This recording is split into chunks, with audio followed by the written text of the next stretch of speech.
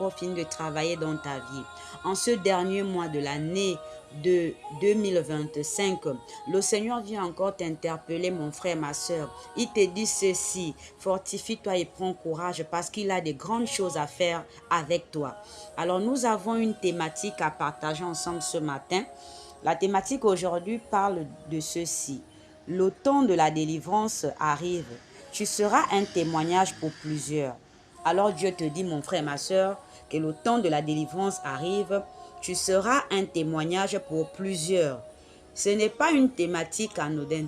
C'est juste pour te rappeler, mon frère, ma soeur, que la situation par laquelle tu es en train de passer, elle est passagère. Écoute très bien. C'est une situation par laquelle tu passes. Donc, elle est passagère. Elle n'est pas indéfinie. Elle va prendre fin. Alors, ce matin, Dieu t'appelle, mon frère, ma soeur.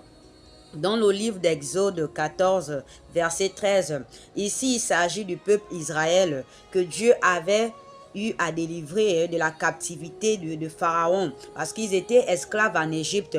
Et comme tu le sais, mon frère, ma soeur, il a mandaté son prophète, son serviteur Moïse pour sortir son peuple de la captivité.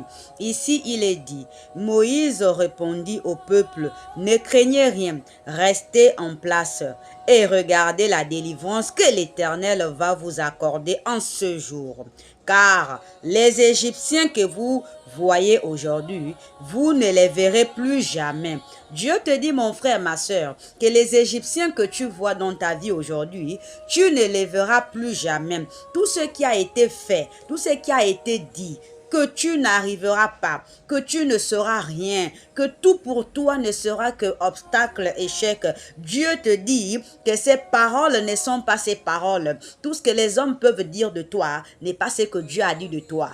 Alors les montagnes, alors les torrents, les ouragans, peu importe tout ce qui a été mis sur ton chemin pour te décourager, pour t'empêcher de pouvoir avancer avec le Seigneur. Dieu te dit ceci, que les Égyptiens que tu vois aujourd'hui, tu ne les verras plus. Alors ce matin, je voudrais que tu puisses prendre cette parole et te dire que moi tel, les Égyptiens que j'ai vus en 2025, je refuse de les voir encore en 2026. Alors en ce mois de décembre, je proclame et déclare sur ma vie que tout échec, tout obstacle, tout ce qui ne vient pas de Dieu, qui retenait ma destinée, plie bagage maintenant. De la même manière, les Égyptiens et Pharaon lui-même étaient emportés par les eaux de la mer Rouge. Lorsqu'ils pourchassaient le peuple Israël, la mer Rouge fut fendue en deux par Dieu parce qu'il a utilisé son mandataire, son serviteur Moïse, son prophète,